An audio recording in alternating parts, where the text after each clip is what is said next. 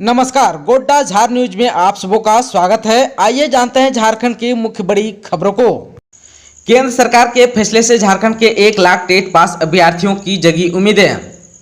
सरकारी टीचर बनने की ख्वाहिश रखने वाले उम्मीदवारों के लिए शिक्षा मंत्रालय ने बड़ी खुशखबरी दी। भारत सरकार का यह निर्णय सभी CTET यानी Bihar TET, UP TET, Maharashtra TET और राजस्थान समेत अन्य सभी राज्यों के शिक्षक पात्रता परीक्षाओं पर लागू होगा। केंद्र सरकार के निर्णय से साफ हो गया है कि 2011 से अब तक सभी सफल अभ्यर्थियों के प्रमाण पत्र वैध हो गए हैं। यदि उच्च प्राथमिक स्कूलों में शिक्षकों के प्रमोशन में टेट लागू होता है तो पूर्व में सफल शिक्षकों को दोबारा से परीक्षा नहीं देनी पड़ेगी। झारखंड में नई नियुक्ति नियमावली के अनुसार शिक्षकों की नियुक्ति होनी है। राज्य में फिलहाल 39,408 शिक्षकों के पद है, जिसमें से प्राइमरी स्कूल में 17,835, मिडिल स्कूल में 4,893, हाई स्कूल में 13,616 और +2 स्कूल में 3,064 शिक्षकों की नियुक्ति हो सकेगी। कोरोना संकट के बीच झारखंड के लिए अच्छी खबर। सूबे के 80 से 85% गांव कोविड से सुरक्षित। झारखंड में 80 से 85% गांव कोरोना से सुरक्षित है। राज्य में चल रहे इंटेंसिव पब्लिक हेल्थ सर्वेक्षण अभियान के तहत 44 लाख से अधिक घरों में डोर टू डोर सर्वे का काम हुआ, जिसमें से 2 करोड़ 44 लाख से अधिक लोगों की मेडिकल स्क्रीनिंग हुई। इस मेडिकल स्क्रीनिंग कार्यक्रम के दौरान सिर्फ 920 कोरोना संक्रमित मरीज मिले, जिसमें से 35 बच्चे शामिल हैं। आप सबको बता देना चाहता हूं कि राष्ट्रीय स्वास्थ्य मिशन के IEC अधिकारी सिद्धार्थ त्रिपाठी ने बताया कि पिछले महीने जब यह सर्वे शुरू किया गया था, उस समय आशंका थी कि बड़ी संख्या में संक्रमित गाँव में मिलेंगे। इसी आशंका के चलते 464 कोविड सेंटर बनाया गया था। अब विश्वास के साथ कह सकते हैं कि झारखंड के गांव और ग्रामीण जनता कोरोना संक्रमण से लगभग मुक्त हैं।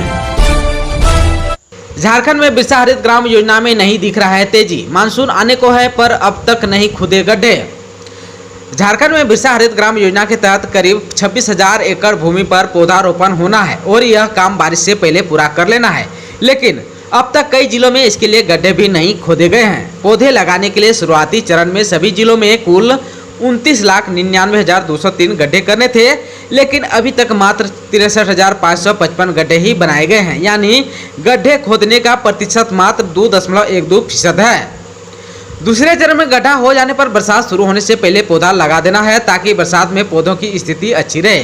पिछली बार भी बरसात खत्म होने तक गड्ढे नहीं खोदे गए थे, जिससे पौधारोपण प्रभावित हुआ था। इस बार तो पश्चिमी सिंहभूम, सरायकेला, धनबाद, दुमका, हजारीबाग, देवघर, लातेहार, चतरा, पलामू, साहिबगंज आदि जिलों में इस पर काम शुरू भी नहीं हो पाया है।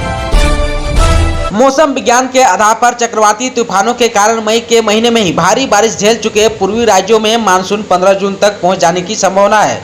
भारतीय मौसम विज्ञान विभाग की माने तो देश के दक्षिणी पश्चिमी हिस्सों से मानसून अच्छी तरह बढ़ रहा है और अगले 10 दिनों में बिहार, झारखंड, ओडिशा और पश्चिम बंगाल में दस्तक दे सकता है।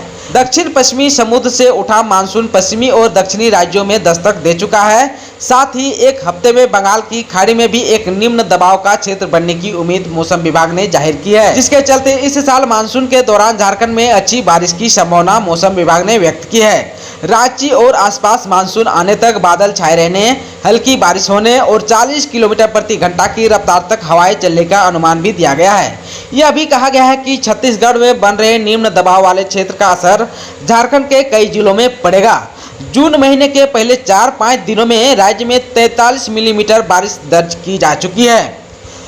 मौसम विभाग के भविष्यवाणी के मुताबिक जून में सामान्य बारिश हो सकती है। इसके साथ ही पूरे देश में अगले 5 दिनों के दौरान कहीं भी लू चलने की संभावना नहीं है। मौसम विभाग ने यह भी बताया कि राजस्थान के कई पश्चिमी हिस्सों में अधिकतम तापमान 40 डिग्री सेल्सियस दर्ज किया गया। वहीं उत्तर प्रदेश, हरियाणा, सौराष्ट्र, कच्छ और उड़ीसा के गर्म इलाकों में तापमान 40 डिग्री के आसपास ही दिखा।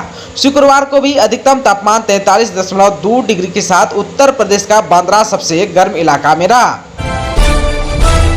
झारखंड अब ऑक्सीजन सिलेंडरों की खरीदी पर केंद्र से भिड़ा, हाईकोर्ट ने मांगा जवाब। झारखंड हाईकोर्ट में एक हल्फनामा दाखिल करते हुए झारखंड सरकार ने आरोप लगाया कि कोविड-19 की तीसरी लहर की तैयारी के सिलसिले में राज्य सरकार पर्याप्त मात्रा में ऑक्सीजन सिलेंडर रखना चाहती है। इन सिलेंडरों की खरीदी विदेशों से की जा सकती है, लेकिन केंद्र सरकार इस बारे में अनुमति नहीं दे रही है। इस मामले में हाईकोर्ट ने केंद्र से जवाब तलब किया है। कोर्ट ने साफ तौर पर पूछा है कि ऑक्सीजन सिलेंडरों की खरीद पर इस तरह का प्रतिबंध केंद्र सरकार ने आखिर क्यों लगाया। झारखंड देगा हेल्थ वर्करों को तोहफा, सीएम सोरेन ने सैलरी संबंधी प्रस्ताव को किया मंजूर। झारखंड सरकार ने कोरोना काल में ड्यूटी करने वाले स्वास्थ्य कर्मियों को 1 महीने की अतिरिक्त सैलरी दिए जाने के प्रस्ताव को मंजूरी दे दी है। शुक्रवार की शाम कैबिनेट की एक बैठक में राज्य के मुख्यमंत्री हेमंत सोरेन ने यह फैसला किया। इस फैसले की माने तो हेल्थ वर्करों को अप्रैल 2020 में जो बेसिक वेतन मिल रहा था, यह प्रोत्साहन राशि उसी के बराबर होगी। सीएम और कैबिनेट की मुहर के बाद अभी औपचारिकताएं शेष है। राष्ट्रीय ग्रामीण स्वास्थ्य मिशन के एक अधिकारी के हवाले से खबरों में कहा गया है कि कैबिनेट बैठक में मंजूर कर दिए गए प्रस्ताव को अब वित्त विभाग के पास भेजा जाएगा ताकि वहां से फंड रिलीज हो सके। स्वास्थ्य विभाग के स्टाफ के वेतन से जुड़े खातों में यह रकम आने में करीब 1 महीने तक का समय लगेगा। उसके बाद हेल्थ वर्करों को यह प्रोत्साहन राशि मिल सकेगी। झारखंड में मैट्रिक परीक्षा के रिजल्ट को लेकर विचार विमर्श शुरू, 9वीं के आधार पर तय हो सकता है परिणाम। झारखंड एकेडमिक काउंसिल की मैट्रिक परीक्षा नहीं होने की स्थिति में रिजल्ट का आधार क्या हो, इसको लेकर विचार विमर्श शुरू हो गया है। स्कूली शिक्षा एवं साक्षरता विभाग तथा झारखंड एकेडमिक काउंसिल द्वारा पहले CBSE द्वारा रिजल्ट तैयार करने को लेकर जारी किए गए मानदंड का अध्ययन किया गया। इसके तहत पाया गया कि CBSE द्वारा रिजल्ट को लेकर तैयार किए गए मानदंड को राज्य में मैट्रिक के स्टूडेंट्स को पास करने के लिए लागू नहीं किया जा सकता है। झारखंड में मैट्रिक के स्टूडेंट्स को पास करने के लिए 9वीं बोर्ड परीक्षा को मैट्रिक के रिजल्ट का मूल आधार बनाया जा सकता है। विदेशी म्यूटेंट से कितने लोगों की हुई मौत, अब सरकार पता लगाएगी। सभी मेडिकल कॉलेजों को भेजा पत्र। कोरोना की दूसरी लहर में संक्रमितों की हुई मौत में विदेशी म्यूटेंट का पता लगाया जाएगा। इसके लिए राज्य में 1 अप्रैल के बाद से जितनी भी मौतें कोरोना मरीजों की हुई है, उसके सैंपल की जांच जीनोम सीक्वेंसिंग ILS भुवनेश्वर में कराई जाएगी। स्वास्थ्य विभाग के अपर मुख्य सचिव ने इसके लिए निर्देश जारी किया है। राज्य के सभी मेडिकल कॉलेजों के साथ IRI इटकी को सेंटिनल सर्विलेंस साइट बनाया है। साथ ही सभी सर्विलेंस साइट के RT-PCR लैब के HOD को नोडल अफसर बनाया गया है। अपर मुख्य सचिव ने सभी नोडल अफसर को निर्देश दिया है कि 1 अप्रैल और उसके बाद जितनी भी मौतें हुई उसका SRF ID जिला प्रशासन से लेकर उसका सैंपल 48 घंटे के अंदर जीनोम सीक्वेंसिंग के लिए ILS भुवनेश्वर भेजा जाए। कोरोना मृतकों के आश्रितों को 25,000 की मदद देगी हेमंत सोरेन सरकार। राज्य में कोरोना संक्रमण से मारे गए सामान्य लोगों के आश्रितों को सरकार 25-25 हजार रुपये की मदद देगी। सरकार की ओर से इसकी तैयारी कर ली गई है। स्वास्थ्य विभाग ने इसका प्रस्ताव तैयार कर वित्त विभाग को भेजा है। स्वास्थ्य विभाग के अपर मुख्य सचिव अरुण कुमार सिंह ने बताया कि कोरोना से मारे गए वैसे लोग जो सरकारी सेवक नहीं है और साथ ही जिन लोगों को बीमा का लाभ नहीं मिल रहा है, उन्हें ही यह लाभ मिलेगा।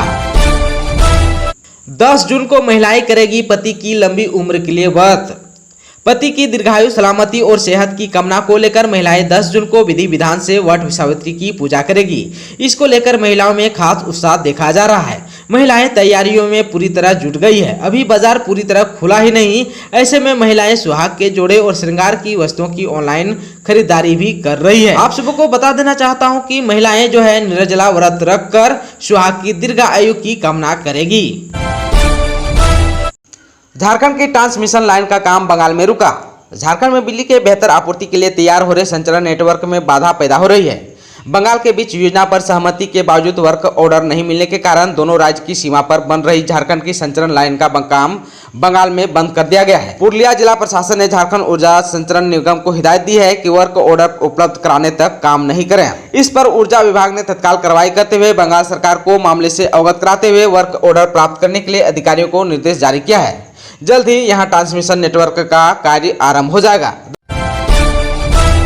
झारखंड में नई TAC नियमावली पर राजनीतिक विवाद, भाजपा ने बताया असंवैधानिक। जनजातीय परामर्शदात्री पार्षद के नई नियमावली से झारखंड में राजनीतिक विवाद आरंभ हो गया है। प्रमुख विपक्षी दल भाजपा ने इसे असंवैधानिक बताया और इसकी शिकायत राज्यपाल द्रौपदी मुर्मू से की। भाजपा के प्रदेश अध्यक्ष दीपक प्रकाश के नेतृत्व में पार्टी के एक प्रतिनिधिमंडल ने राज्यपाल से मुलाकात की और इस संदर्भ में ज्ञापन सौंपा। भाजपा के प्रदेश अध्यक्ष दीपक प्रकाश ने कहा कि संविधान की 5वीं अनुसूची पर आदिवासी हित के लिए राज्यपाल को एक विशेष अधिकार प्राप्त है। उसमें TAC का गठन या आदिवासियों से संबंधित अन्य निर्णय शामिल है।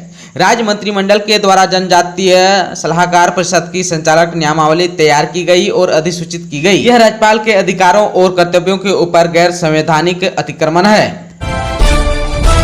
JPSC अभ्यर्थियों का इंतजार अब खत्म। 6ठी JPSC नियुक्ति मामले में आज आएगा फैसला। छठी जेपीएससी के अंतिम परिणाम को निरस्त करने की मांग वाली याचिका पर सोमवार यानी आज झारखंड हाईकोर्ट अपना फैसला सुनाएगी। इस मामले में जस्टिस एसके द्विवेदी के एकल पीठ ने सभी पक्षों की सुनवाई पूरी करने के बाद अपना फैसला सुरक्षित रख लिया था। अदालत सोमवार को अपना फैसला सुना सकती है। इस संबंध में झारखंड हाईकोर्ट में दिलीप कुमार सिंह सहित कई अन्य याचिकाएं दाखिल की गई है। इसमें से छठी जेपीएससी के अंतिम परिणाम को गलत बताते हुए उसे निरस्त करने की मांग की गई थी।